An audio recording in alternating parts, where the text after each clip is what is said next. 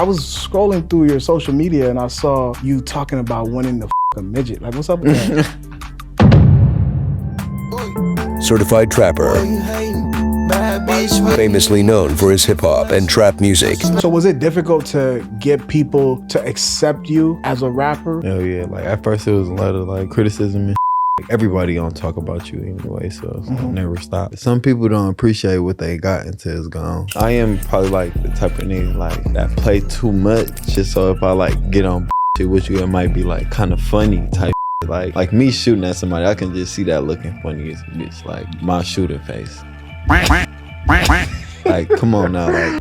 You know what's so crazy, man? Like December last year, you welcomed your first child, right? I got 4. Wow, you've been busy. In that picture, you see me with 2 other kids. Damn, why were you holding the baby like that in that picture though?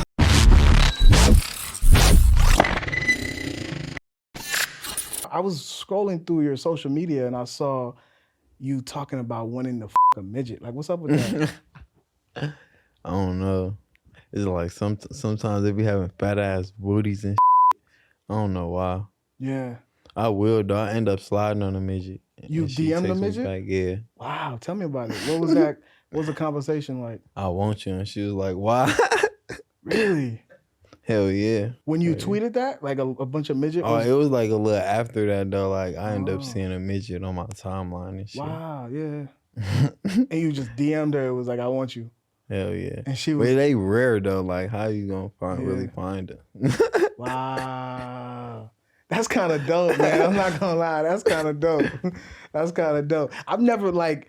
The reason why I wanted to bring that up is because that's a rare thing just in itself, like just to want to have sex with a midget. That's not a fantasy that I've heard anyone say before. All right, let's stop here for a second. See, throughout history, shorter people have often been seen as unusual by average height people, leading to them being treated as objects of fascination. This has created a stigma where little people are considered less desirable, while also sparking a sensational interest in their sex lives. Little people often face the biggest obstacles in their sex lives because society tends to treat them as little than human, which can make them feel isolated and unsure of themselves. Fortunately, there are efforts being made to change these attitudes thanks to people like Certified Trapper. All right, let's get back to the show. And I guess that's what Twitter is, right? What's on your mind? That's what's on your mind is fucking a midget.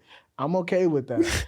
Let me know how that goes when you actually accomplish that. When I'm listening to your music and when I'm scrolling through YouTube and just taking in your information, it seemed like when you first got started, it was a little bit of satire going on, right? With the music. Was that to get attention from people or was that just your formula? The comedy is what make it like fun to me. Like when we used to rap and shit, like if I couldn't laugh, then it wasn't like good to me. Like damn near the shit like that you laugh at and that you can laugh at is like where it's at, like on the hit side or interesting type shit. So it gotta be like some type of humor in it. Yeah. So was it difficult to get people to accept you as a rapper when you're taking that route?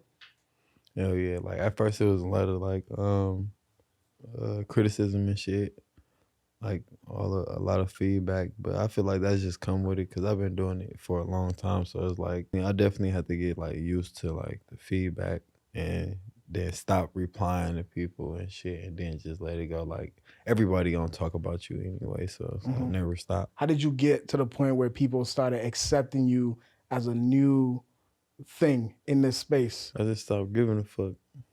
You stopped giving a fuck, or you feel like people stopped giving a fuck? Yeah. No, I stopped giving a fuck about like what people think. And you feel like that gravitated them towards you more? Hell yeah. Okay. Like I never tried to be like somebody else, like Hollywood or some shit. Like people do call me Hollywood, but it's just like I never really gave a fuck. Like I still do hood shit. Like even though I'm like kind of at a different level and shit, I still like it ain't nothing too fancy to the point where you can just be like hating on the nigga type shit. Okay, y'all, let's stop here for a second because I want to talk about Certified Trapper explaining about getting people to accept him as a rapper. See, I understand why it might have been difficult for Trapper to gather the attention of people when he first started. That's perfectly normal. If we look at rappers like Lil B, Lil Yachty, all of those rappers struggled with being taken serious at first, but they later managed to foster a genuine relationship with a large group of audience. That comes with time. And also, that comes from ignoring the crowd and focusing on your base. Who is your base, you ask? Your base includes the people who already are your supporters. Just remember this, if they're not listening properly now, they will sooner or later. All right, let's get back to the show. Why you still do hood shit, bro? That's where I came from. That's all I know. Like the shit that happened like years ago and shit, like that shit just like, you can't forget that shit. Like you can't get that shit out your head. Don't you feel like that will hold you back at a certain point? It's just like, it take time. Yeah. It take time to like get that shit. Like I had to adapt to my environment for real. Like I be around like millionaires and fucking niggas that never been in the hood before. So I had to just adapt like to the environment. But shit, like I know how to turn that shit on, turn that shit off. But at the end of the day, like if a nigga walking behind me, I'm feeling that shit. I'm turning around. I'm like, a nigga ain't just gonna like walk behind me or just like touch me and I'm just not gonna feel like no type of way type shit. Damn, so you get paranoid from that. Like basically like yeah, like even when I was like, when I did some time and shit, and it was like niggas was slamming the lockers and like that shit was driving me crazy for the first like 3 months. Why was it driving you crazy? It's like kind of like gunshots. Like a nigga slam the locker, it like get you like, what the fuck? Yeah. And niggas was doing that shit, or a nigga walk past me or walk close to me and shit. Like in jail, niggas used to be talking to therapists. Never outside. Shit, huh? Yeah. Never outside of that shit. But no, I was just doing that shit like niggas to do that shit to get meds in there and shit. That's the only reason you would talk to a therapist in that bitch. Other niggas then are needed to talk to a therapist. I feel like I be cool and shit. I don't fuck with nobody. I kind of like stay out of niggas' way, stay out of niggas' face, so I don't like cause no problems. You said when your pop passed away, you started taking perks. So like, why not talk to somebody to deal with what you're dealing with rather than using substance? Because I don't take away what you're feeling, right? It's just like being young, man. Being young, like niggas just get to like experimenting with their body and shit like that. But like my pops like didn't like that shit. He used to not fuck with that shit. He used to just be like before he died, he had never let me do that shit. Like, bro, that's heroin. Don't do that shit. Don't drink no lean. Don't do none of that shit. So it was just like after he died, it was like he gone. So what the fuck could he say? Type shit. Like, Do you remember exactly what happened? Yeah, he was at work and shit. Like he worked. So like he'd fuck around and like I don't know if he had like a heart attack or some shit, but he fell. And it was like he was conscious when he fell, but it was like they never knew what the fuck. Like he died at the hospital and shit. So I felt like the hospital like tried to kill him or some shit like that, or didn't give a fuck.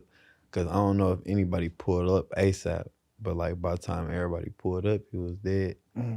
But he was fully conscious when he fell, so nobody really knew. But they said like he had a tumor on his heart and shit like that. But it was nothing wrong with him. Yeah. Like before he died. Do you remember when you got that phone call? Like, how did you feel in that moment? Like my mama called me and she was like, "Yo, dad in the hospital. You should go see him." I'm hustling and shit. I'm like, he good. I'm just pulling up in the back of our house.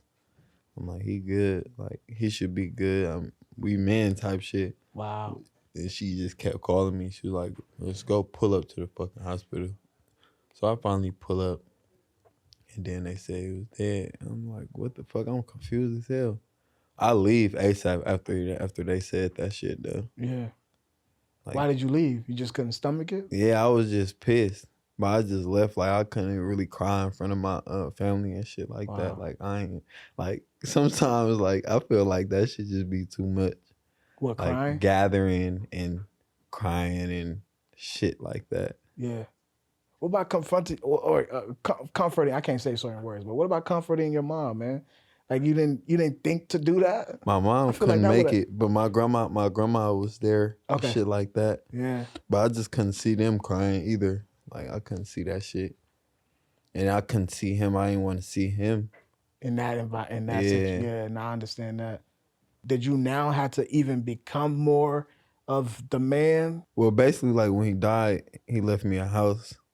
So I had to take care of the house. I wasn't ready. Like I kind of was ready, but it was like shit young niggas going through. I'm getting thousands and thousands of dollars, losing them, getting them back, hustling, like super fucking chapped out to the point where it was like I had to actually like grow into like taking care of bills, a fucking mortgage, fucking keeping a car, shit like that. I just had to get it together. But I had to bring my little sister closer to me too because like she was already like girls the worst to fucking raise. So it's like I had to make sure like I keep closer to her because I really didn't fuck with her. Like I was like really like not fucking with her. But after he died, like I was just like we all each other got, so we gotta make sure like it ain't no bullshit that's gonna keep us to not fucking with each other. That brought us closer for sure. What are the most valuable things you think you took from that? Some people don't appreciate what they got until it's gone. Life is a privilege, so like if it getting taken from you and you acting like you didn't want to live this earth no more. Like that's how I feel like when niggas act like they don't want to live on the earth no more, and a nigga like just take your shit, yeah. That shit just funny ways that life can go. You know, it's crazy to hear you say that and to see like the habits that, you know, you took on when your father passed. That, me from the outside looking in, that sounds like somebody who didn't give a fuck about the life.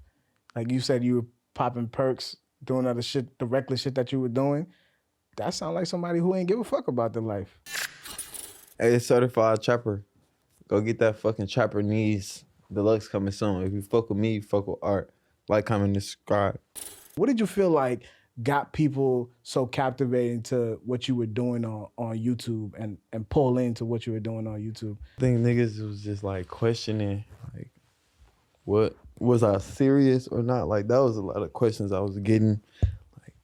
Like, Were you serious or were you having fun? Yeah, like I'm serious, but like I play. Like it's a different type of like I am probably like the type of nigga like that play too much, but like I be getting on that, like getting on bullshit. So if I like get on bullshit with you, it might be like kind of funny type shit. Like if it's like me shooting at somebody, I can just see that looking funny as a bitch. Like my shooting face. Like come on now, like it's funny, but like the shit I'm talking about, like I'm talking about shooting niggas, I'm talking about chasing niggas, or doing this, selling it, selling that, or doing this. Basically, like, it's funny, and nigga would be like, I don't believe dude. I don't believe that nigga.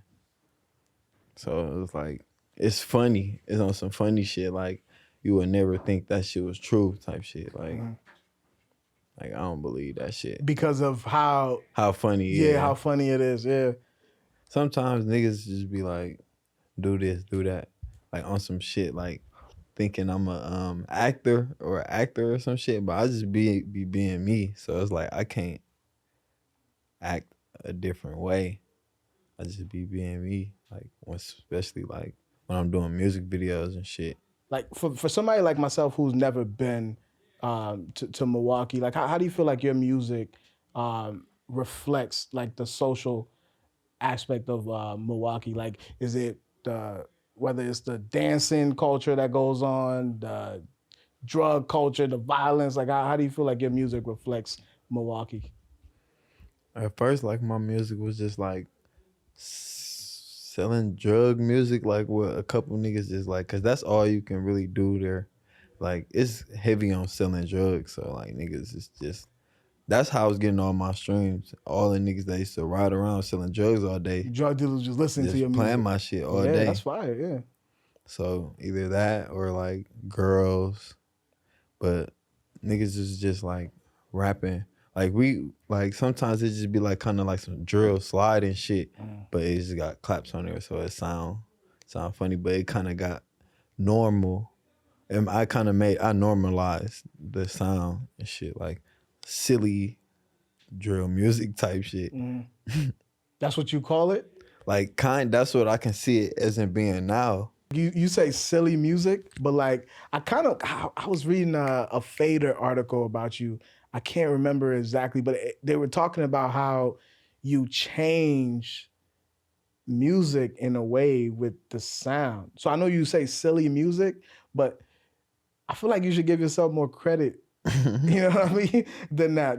I'll probably pull up the Sometimes, some article. of I don't it. know if you've probably seen it, but I'll probably pull up the article after the interview. But they were in that direction. They were talking about just kind of how you impact music. It's like different ways that it can go for real with the music, because like that's how it wasn't silly. Like it wasn't silly though. Like when niggas just like I just used to like clap at niggas or pop at niggas and shit, and then go right home and make one of the beats and shit, and just do the song.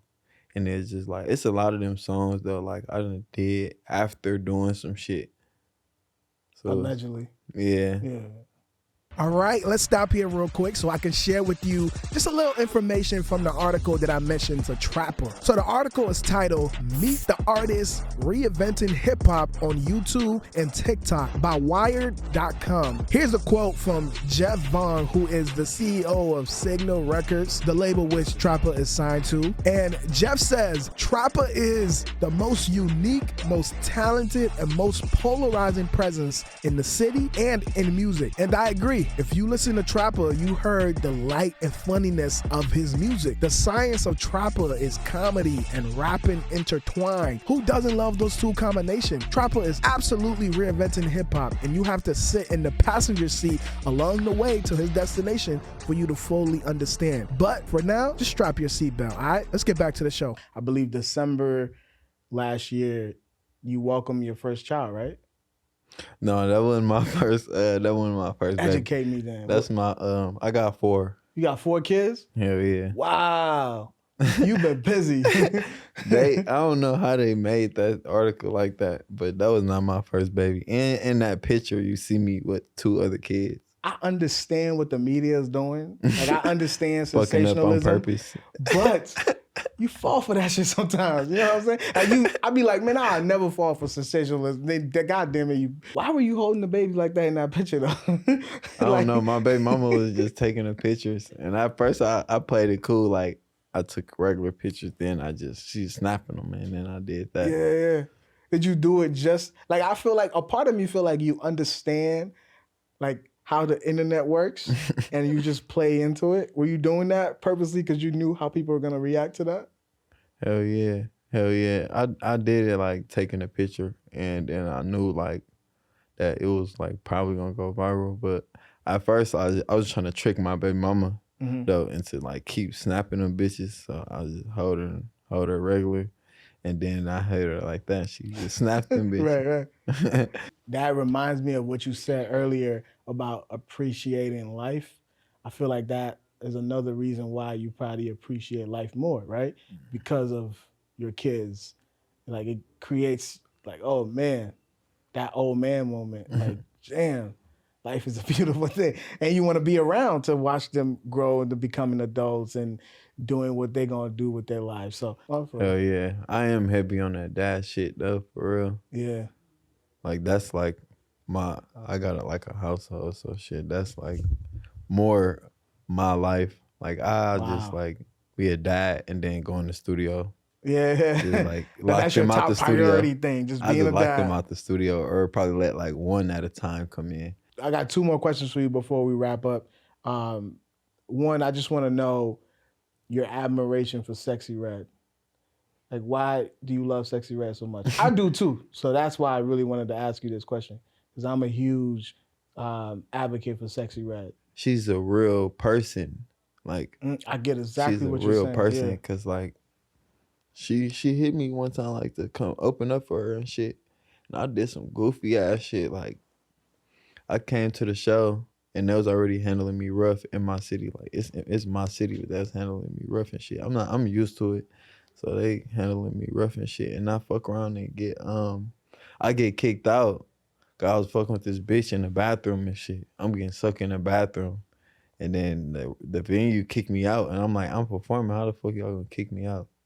Like kick me out, but I never leave.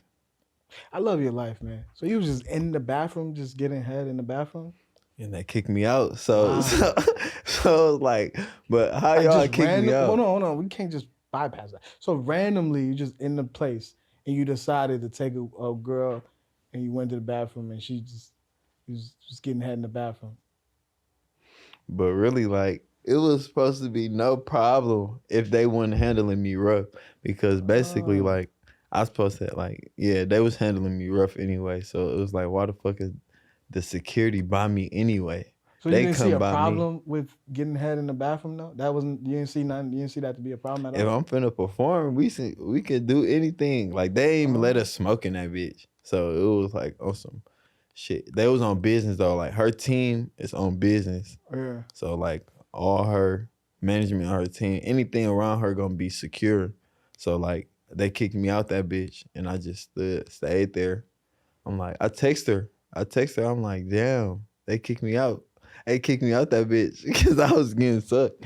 And she was like, I'm gonna get you back in that bitch. Fuck what dude talking about. Like, I'm gonna get you back in that bitch. And then like they got me back in that bitch. But she could have, like, any other girl would have been like, you thirsty ass nigga, you ain't coming back in here like on some shit like you thirsty. If you like, I could have blew it. I thought I really blew it. And then I really flew all the way from Detroit. I flew from Detroit just to come do that shit, and I felt like I fucked it up. So I was just like, I didn't want to really bother her and piss her off or none of that shit, but I was text her like, they kicked me out that bitch, and she got me back in there. Her manager was like on bullshit. She was on ass. He was on ass like, I don't know. She was like, I'm gonna get you back in there. Fuck what they talking about. You said on Twitter that you want a girl to slap your dick while giving you head. Hell yeah. What does that do for you? Like what? I don't know. Like, I just felt like I wanted that shit. But something like, no girl never did it. Like, they slap it on their face and shit. But I just want them to slap that motherfucker Like though. just like hold your dick and slap it? Yeah, like no Wow, bullshit. Okay. You've never had that before? You feel like Not it'll like feel good? slap, but nah, not that type of slap. I definitely want like that. just in a pleasurable way. Okay. I don't be knowing what to tweet though. Like, So you just be tweeting shit like that. You I don't just be tweet that you knowing. want to fuck a midget and you want somebody to grab your dick and slap it. maybe I should stop tweeting like that. Yeah. I just don't be knowing what to tweet. Like, I hate when people, but for real, I hate when people like come to the internet about their life. Like, go to your mama or some shit like that, or go to like a It's therapist. a playground, bro. Yeah. Internet is a playground. Or either like, I'm cool with going to Twitter and typing all that shit on Twitter, but like on Instagram and shit, like if you on Instagram is for pictures and shit. What the fuck is you taking a black screen for and typing words? Typing long ass shit. Like, I'm not mad at that. I'm not mad at that. It depends what it is. I'm not mad at that. It but depends it's what just it is. girl. Like, a lot of girls do that shit, and it's just like catfish to me. Like, it's just like your hair. You know your hair not done if you doing that shit. The last question I wanted to ask you was about your recent project that you just put out. How did you came up with the title? We was just on the bus, and then like niggas just said Trappernese, and I'm like, damn, I never heard that word before. Mm-hmm. And I just like Just thought it would be a fire name Trappernese, for a like tape. I take it. And then like I did some shit like I called my label like, oh, I finna fuck around and use Trappernese, and they're like, let's do it. So like I had to go with it then, like after I just brought the name up. Yeah. In the theme, I had the name in the theme in my head. I had to go with it. That's fire. That's okay. That's fire. And it was like 11 songs, right? Like not right. I believe Yeah, it was like 11 songs, Yeah, it 12 was short. songs. I like that. I'm all for it. I like long projects too, but I'm all for short projects. I'm not thinking mad at about that. doing a long project, like 30 songs or some shit like that. Now, why would you do that? Because like people did it before. I feel like most people do that as a double disc. I think, yeah, a lot of people do that as a double disc. But anyways, man, I'm gonna get you out of here. I don't know what else you want to say, but feel free. Like I said, that's your camera right here. If you want to shout out anything. Oh yeah, go get that new Trappernese out now. Deluxe dropping soon. All right, y'all. We'll see y'all. Peace.